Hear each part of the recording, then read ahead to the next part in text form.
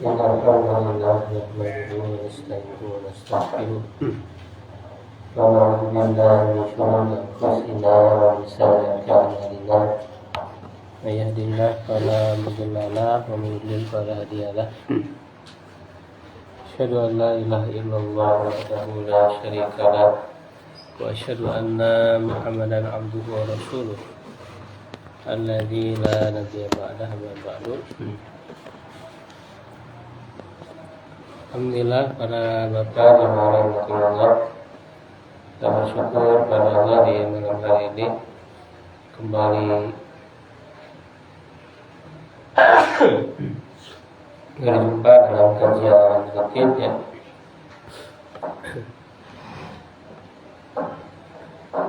Melanjutkan kajian fikih ibadah ya,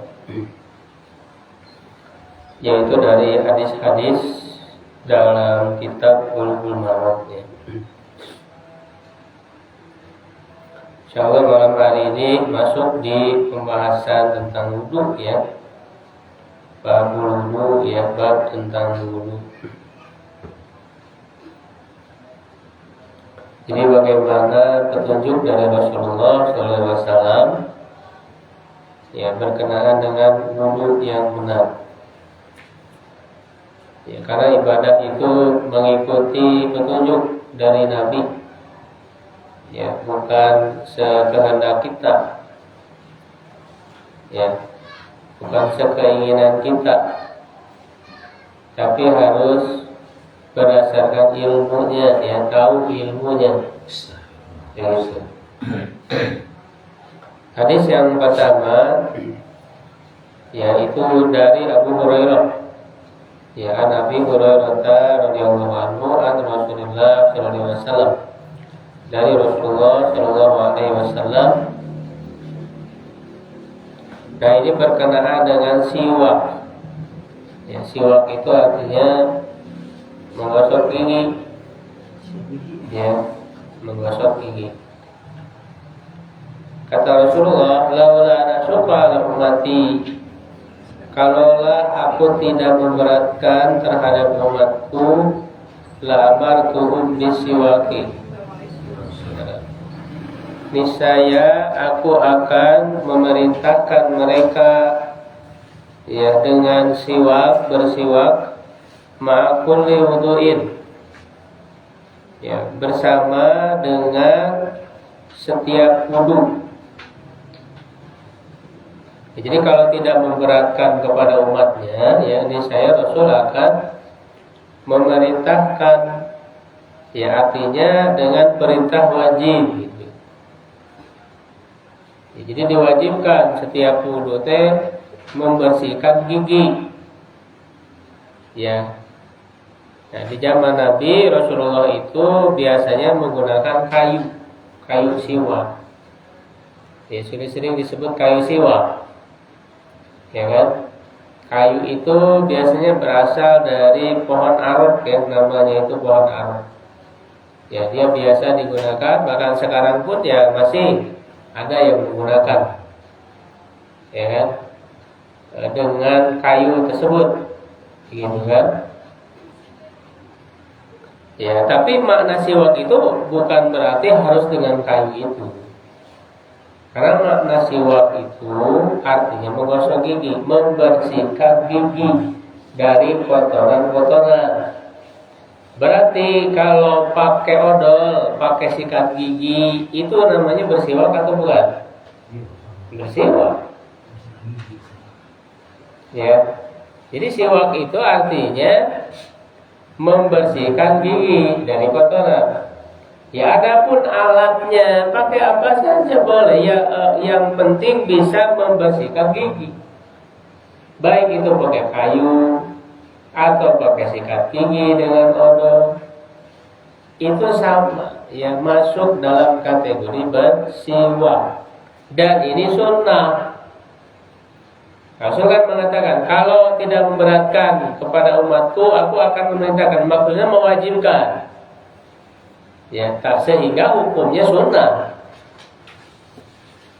Ya, Ya, jadi Rasulullah tidak ingin memberatkan umatnya, karena kalau setiap wudu kita wajib untuk bersiwak, ya membersihkan gigi, ya memang agak sulit ya. Apalagi kan 5 kali ya minimal dalam sehari gitu. Biasa Bapak Ibu gosok gigi berapa kali sehari? Sekali.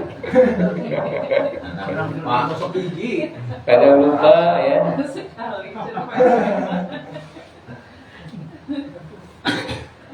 Ya kadang-kadang lupa gitu kan. Itu memang sunnah ya, sangat dianjurkan. Ya kenapa? Karena Islam ini menunjukkan dari awal juga ya, kita membahas tentang Toharoh bersuci ini. Islam ini menunjukkan sangat mencintai kesucian, kebersihan. Ya, tidak berarti sebaliknya tidak menyukai yang kotor, hal yang kotor, yang bau, gitu. Ya, aromanya tidak sedap, gitu ya.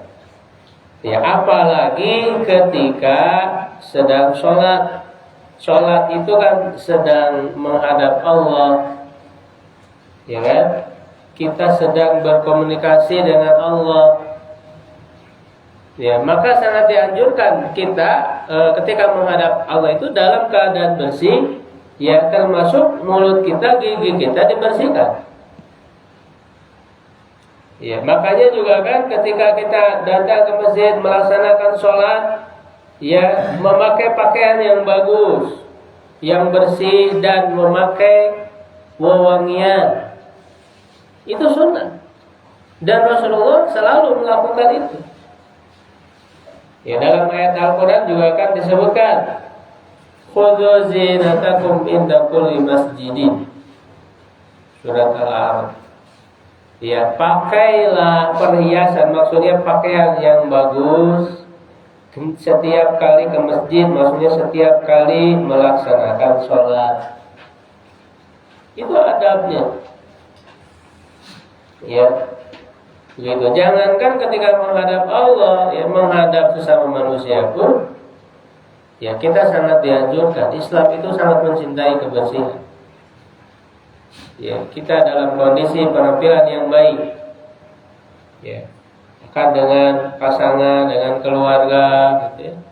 Itu sangat didorong untuk menjaga penampilan, karena manusiawi.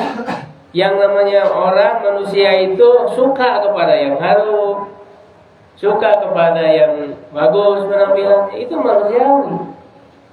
Maka tidak benar orang itu kemudian misalnya penampilannya lusuh, penampilannya ya jarang mandi gitu ya, jarang pakaian yang sebenarnya dia bisa pakai pakaian yang bagus ya, tapi sengaja gitu memperlihatkan pakaian butuh. Tapi kalau misalnya nggak ada lagi, ya itu mah beda. Tapi kalau misalnya ada, ya pakai gitu. Ya, gitu. Jadi tidak benar. Ya kalau misalnya nggak ada lagi, memang bisa hidup sederhana misalnya ya. Tapi juga kan walaupun semurah-murahnya pakaian, ya tetap aja kan bisa dirawat gitu kan pakaiannya, bisa dicuci, bisa disetrika kan gitu, walaupun murah harganya. Ya, jadi indah, rapi, bersih itu kan nggak harus mahal sebetulnya, gitu, nggak harus mahal. Makanya Rasulullah itu ketika akan pulang ke rumah, ya ketika pulang dari perang misalnya, perjalanan perang itu kan capek gitu. Ya, badannya, penampilan, kusut dan sebagainya. Ya, jangankan perang, ya pulang kerja aja kan gitu, lusuh. Nah, Rasulullah itu saking sangat menjaga penampilan, dia tidak akan langsung pulang ke rumah dulu, karena tidak mau bertemu dengan istrinya, dengan keluarganya dalam keadaan kusut. Ya, tapi nyimpang dulu Rasul itu, nyimpang dulu untuk membersihkan diri. Ya, untuk mandi, untuk bersiwak. dan dia menggosok gigi. Sehingga ketika masuk ke rumah itu dalam kondisi yang rapi harus. Ya, sehingga itu adalah cara bagaimana Rasulullah itu menjaga keutuhan keluarga. Ya, menjaga cinta di antara keluarga. Ya, jangan sampai kita ya di rumah jarang menjaga penampilan gitu. Menjaga penampilannya pas keluar lagi. Kalau mau ke undangan gitu kan. Hari di rumah tidak menjaga penampilan. Justru Rasul mencontohkan ketika pulang ke rumah itu menjaga penampilan. Itu kepada manusia aja seperti itu. Apalagi kita mau menghadap Allah, begitu adabnya. Termasuk siwak. Masalah siwak ini. Ya. Itu. Ada hadis-hadis yang lain sebetulnya berkenaan dengan siwak ya. Termasuk orang yang saum pun, yang puasa ya, sebentar lagi kita masuk bulan Ramadan. Ya, itu juga sama dianjurkan untuk bersiwak. Ya, jadi gosok gigi itu jangan batalkan puasa, jangan batalkan saum. Ya, kecuali lamun odolnya dimakan. Gitu. Kalau odolnya dimakan, airnya minum, ya baru batal gitu. Kalau gosok gigi tidak bisa menjaga ya airnya tidak masuk, ya tidak dimakan, ya nggak masalah. Ya, gitu. Jadi ketika sahur pun kita juga menjaga, ya, menjaga aroma gitu. Makanya kan tadi di setiap kali wudhu, ya kan ketika sahur juga kan kita ada sholatnya. Ya, sholat subuh, sholat zuhur, kan masih sahur. Nah, jadi hadis ini umum, baik bagi orang yang sahur ataupun yang tidak, dianjurkan untuk siwak, menggosok gigi.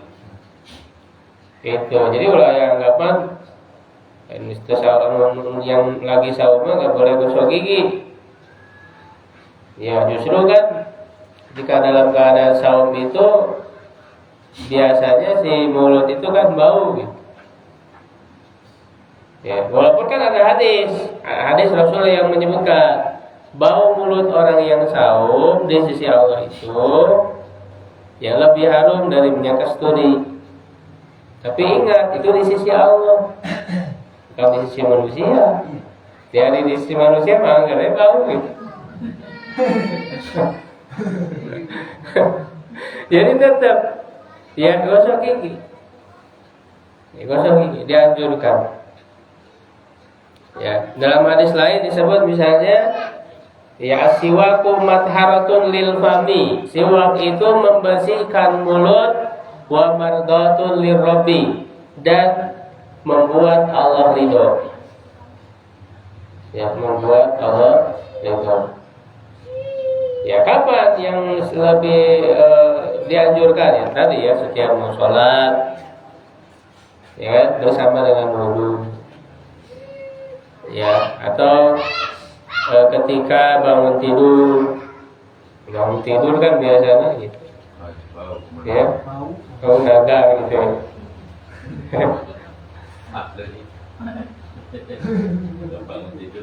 ya. Nah itu satu hadis tentang siwak.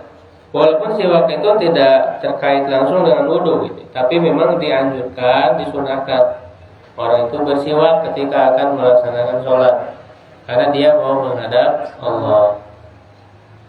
Gitu ya.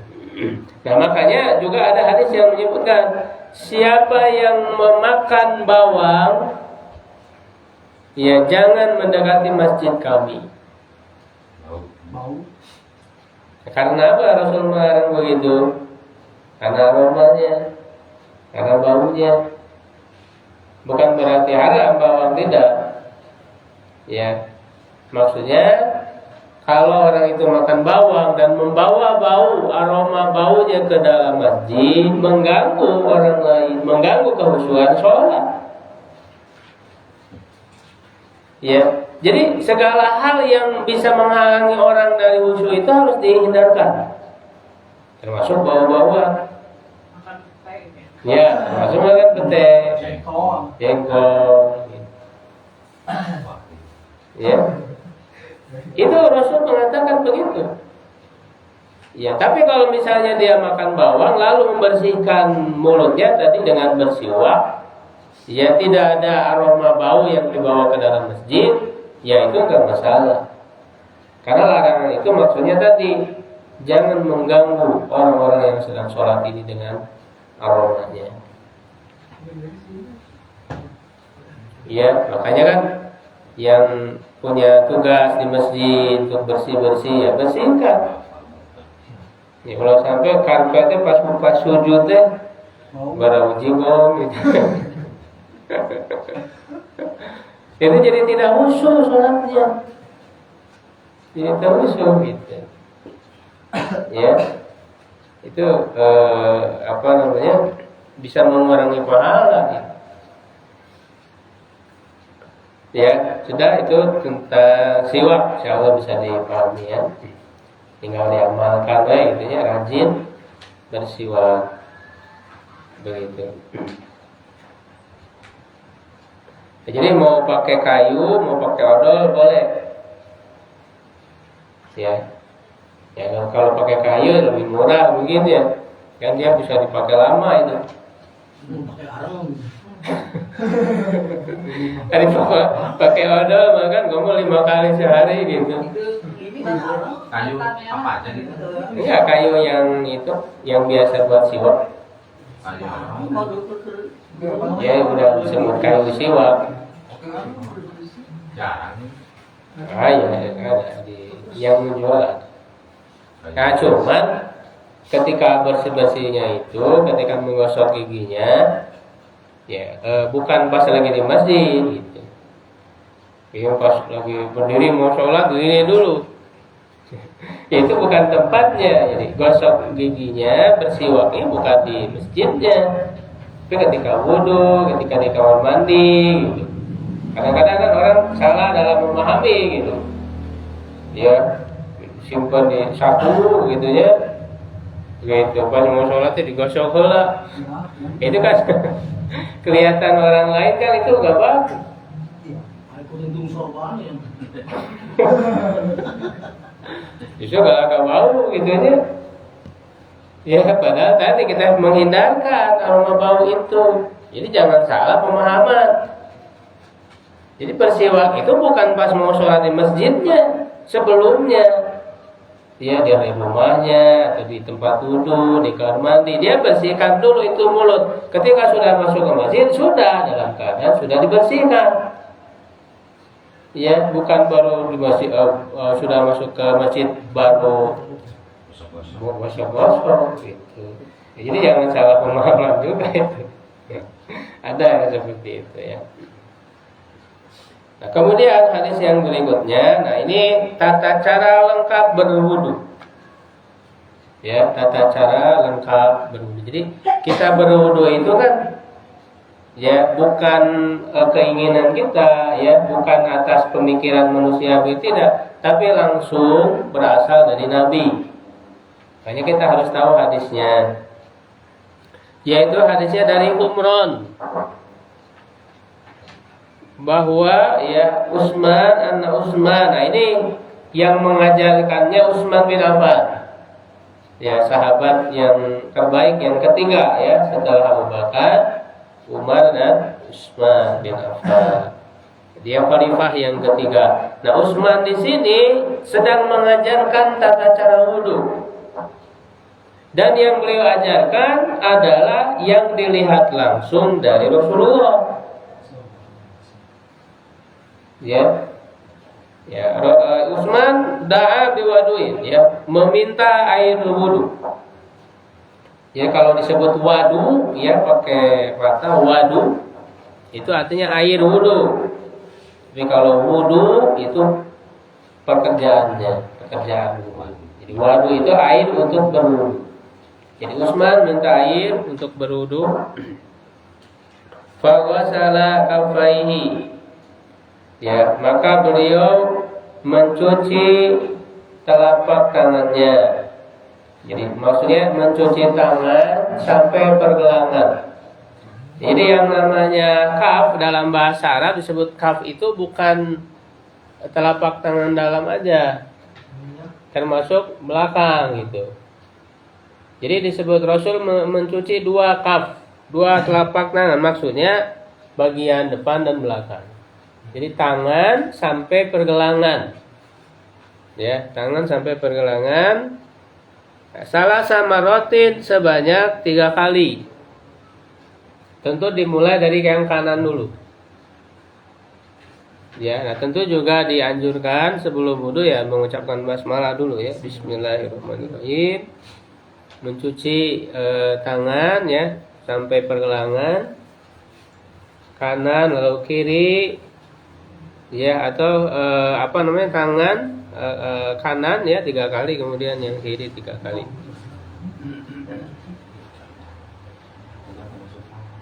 Ya, salah sama rotin 3 kali. Summa tamat mado.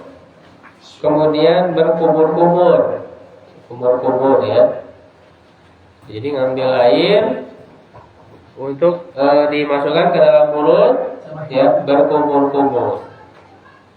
Ya, wastan syaqo, dan memasukkan air ke hidung. Ya. Nah, di sini sebetulnya ada perbedaan pendapat ulama. Apakah berkumur-kumur dan memasukkan air ke hidung itu bareng atau satu-satu dulu? Apakah kumur-kumur baru memasukkan air ke hidung? Ya, ataukah langsung? Nah, bersamaan. Ya, emang itu ada dua pendapat para ulama yang masing-masing punya dalilnya. Dalilnya sama. Ya, dalilnya sama, tapi kan pemahaman kesimpulannya yang berbeda. Kesimpulannya yang berbeda. Nah, adapun saya sendiri memilih dan mengamalkan dan merekomendasikan untuk kita amalkan ya, itu yang lebih kuat insyaallah secara bersamaan. Karena ada nanti hadis-hadis lain yang menjelaskan ya, jadi ketika mengambil air ya di telapak tangan itu ya bisa langsung ya secara bersamaan, setengah untuk mulut berkumur-kumur, setengahnya untuk hidung. Begitu. Ya, bisa secara langsung, secara bersamaan. Ya, antara kumur-kumur dan memasukkan air ke hidung, lalu kemudian dikeluarkan lagi oleh tangan kiri. Nah, itu disebutnya istansaro. Istansaro itu mengeluarkan air dari hidung. Istilahnya, kalau istansaro memasukkan air ke hidung, kalau istansaro mengeluarkan. Ya, dalam hadis lain disebutkan Rasul itu istansaro bisimali. Rasul mengeluarkan air dari hidung dengan tangan kirinya. Ya. Jadi dikeluarkan dari dihirup gitu ya. Nah, kemudian setelah itu summa ghasala wajhahu salasa maratin. Ya, kemudian mencuci wajah sebanyak 3 kali. Ya. Dari mana batasan wajah? Ya, jadi ini ujung telinga ya, kalau secara horizontal dari ujung telinga kanan ke ujung telinga kiri.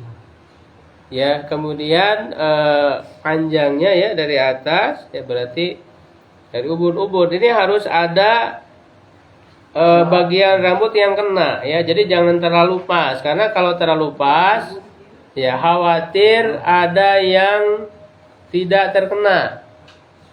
Ya, karena mencuci wajah itu harus semuanya. Tidak boleh ada bagian wajah yang tidak terbasuh air. Gak boleh. Ya. Gitu. Kalau misalnya ada yang tidak terbasuh bagian dari wajah, berarti tidak sah wudunya. Ya, jadi harus kena semua, sehingga supaya kena semua otomatis harus melewati sedikit. Ada bagian rambut sedikit yang kena, jangan terlalu pas, karena terlalu pas mah khawatir nanti ujungnya ada yang nggak kena. Ya, jadi dilebihkan sedikit. Ya, lalu sampai bawah ini dagu, ya, gitu. Adapun leher enggak termasuk bagian dari wajah, ya, karena yang wajib dibasuh ini wajah. Tapi kan nanti tata cara wudhu ini ada yang masuk kategorinya wajib, ada yang masuk kategorinya sunnah. Ya, yang wajib itu yang disebutkan di dalam Al-Quran. Surat Al-Maidah ayat 6. Ya, idza qumtum ila shalat faghsilu wujuhakum wa aydiyakum minal marafiq wamsahu bi ru'usikum wa arjulakum minal ka'bayn. 4. Jadi yang wajibnya itu disebut di dalam ayat. Ya. Ya, atau bisa dilengkapi 5. Itu niat, ya, niat dulu yang wajibnya itu, kemudian mencuci wajah. Jadi mencuci wajah termasuk kewajiban. Mencuci tangan sampai siku, mengusap kepala, ya, dan mencuci kaki sampai mata kaki. Itu yang wajibnya. Yang lainnya kategorinya sunnah. Cuman walaupun sunnah, ya, kita berusaha jangan meninggalkan. Karena Rasulullah juga tidak pernah meninggalkannya. Dengan tata cara wudhu yang seperti ini, lengkap antara yang wajib dan sunnahnya. Ya, kecuali kalau dalam keadaan darurat, misalnya nggak ada air, airnya sedikit, ya, kalau mau semua nggak akan cukup. Nggak bisa, kita pilih yang wajibnya aja dalam keadaan seperti itu. Ketika airnya sangat sedikit, ya, dan juga yang wajibnya itu sekali. Walaupun kan di sini disebutkan 3 kali, ya, yang wajibnya sekali. Karena ada hadis lain yang menyebutkan Rasulullah itu tawaddu'a marratan. Rasul berwudu sekali-sekali. Berarti 2 kali, 3 kali, dan maksimal 3 kali, nggak boleh lebih. Ya, itu masuknya sunnah. Jadi yang wajibnya sekali.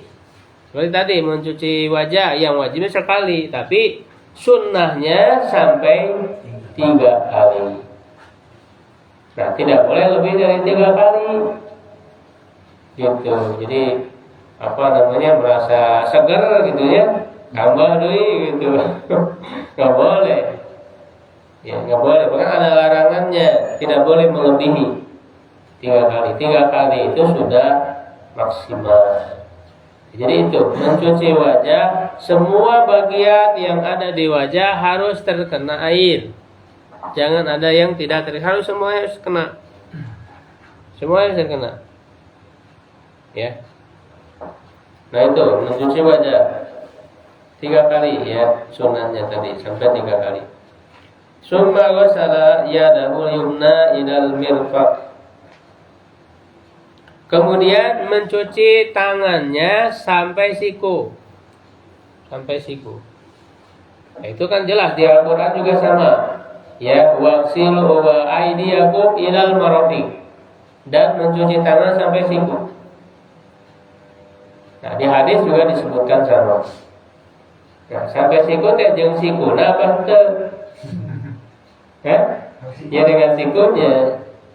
Memang ada ulama yang berbeda pendapat, tapi yang lebih kuat ketika disebut sampai siku, maksudnya dengan sikunya juga. Karena ada hadis lain yang menyebutkan Rasulullah berwudu itu sampai sampai mengenai apa namanya ini? Otot gitu ya. Jadi lengan atas. Ya, lengan atas. Jadi sampai ke sini, artinya Rasul berarti mencuci tangan itu dengan sikunya. Ya, jadi mulai dari jari-jari dulu sampai siku. Jadi sikunya juga harus kena. Ya, jadi antara jari sampai siku ya ini semua harus terkena air. Jangan sampai ada yang tidak terkena air. Ya, makanya kan Rasul pernah melihat ada sahabat yang setelah berwudu itu masih terlihat ya bagian anggota wudu hanya sebesar koin yang tidak terkena air. Rasul menyuruh untuk mengulangi lagi wudunya. Wajib harus terkena semuanya. Ya, jadi yang kanan 3 kali, baru setelah itu yang kiri juga 3 kali. Itu sunnahnya sampai 3 kali tadi ya. Yang wajibnya minimal 1 kali. Ya, itu mencuci tangan. Kemudian nah tadi yang kanan sumal yusra misla tadi. Kemudian yang kiri juga seperti itu. Maksudnya tadi sampai siku ya dan 3 kali. Nah, setelah mencuci tangan summa masaha bi ra'sihi, kemudian mengusap kepalanya. Nah, di sini untuk mengusap kepala di sini enggak dijelaskan berapa kalinya, tidak disebut sampai 3 kalinya, enggak ada di sini. Kalau yang tangan kan tadi disebut 3 kali, ya kan? Mencuci telapak tangan juga 3 kali, mencuci wajah juga 3 kali. Nah, sedangkan ketika menyebutkan mengusap kepala, ya di hadis ini tidak disebut 3 kali. Nah, apakah ada di hadis-hadis yang lain? Ya, juga tidak ditemukan. Ya, di hadis-hadis yang lain yang sahih Rasul mengusap kepalanya 3 kali. Tidak ada. Ya, tidak ada. Nah, bahkan ada hadis yang sahih yang menyebutkan wa masaha bi ra'sihi wahidatan. Dan Rasul mengusap kepala hanya sekali saja. Ya. Nah, lalu ada ulama, ini kan namanya juga ijtihad ya, perbedaan pendapat ulama, tapi kita berusaha memilih mana yang kita anggap lebih kuat dan dalilnya dan sebagainya. Ya, dan juga bukan ijtihad kita sendiri, kita juga mengikuti ulama juga, karena ulama itu banyak. Jadi ulama itu bukan hanya Imam Syafi'i saja, ada Imam Malik, ada Imam Ahmad dan sebagainya. Ya, nah, yang beristihad berpendapat itu sampai 3 kali itu Imam Syafi'i.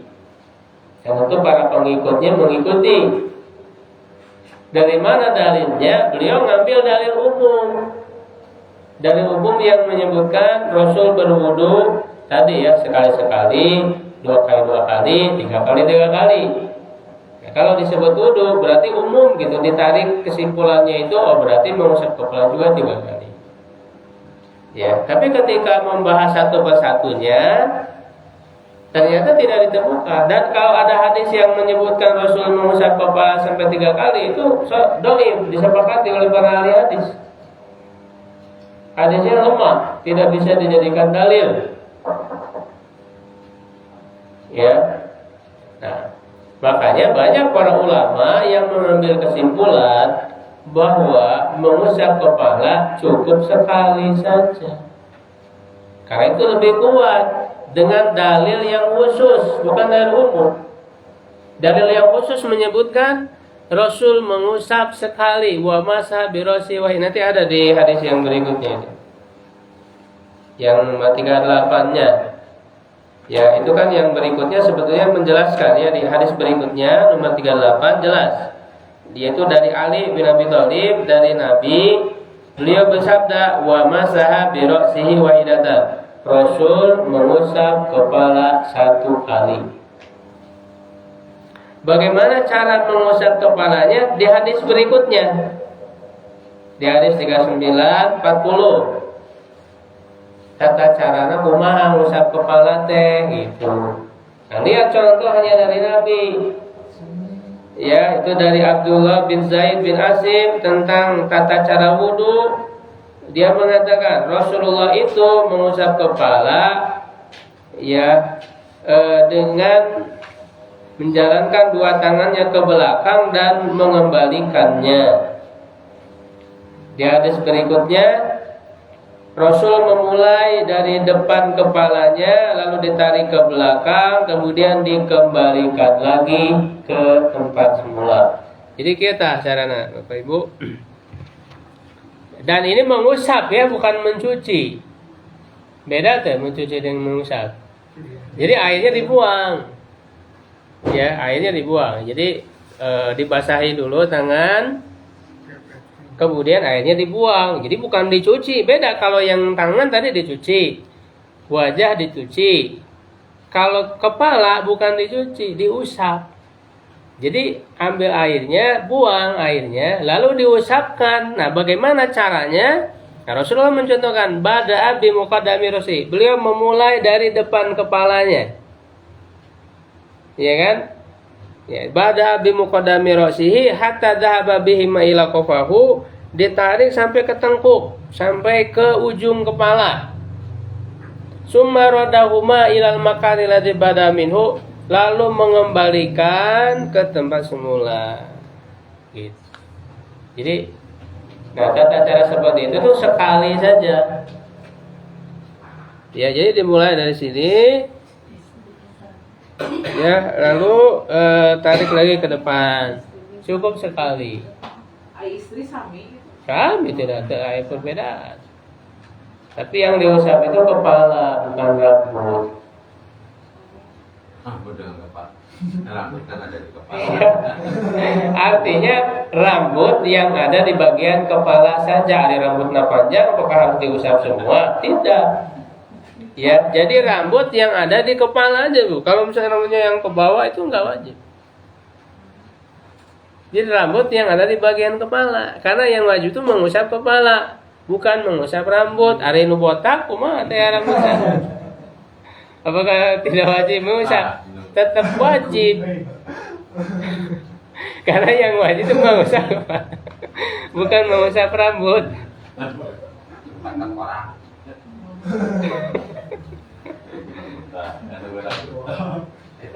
Ya, jadi itu jelas tata cara yang dicontohkan oleh Nabi. Walaupun sebenarnya tadi ada perbedaan pendapat ulama dalam mengusap kepala, yang wajib itu apakah sebagian atau seluruhnya. Itu ada perbedaan pendapat, kan? Makanya kan kita lihat ada orang yang mengusap kepala itu cuma ini aja gitu. 3 kali.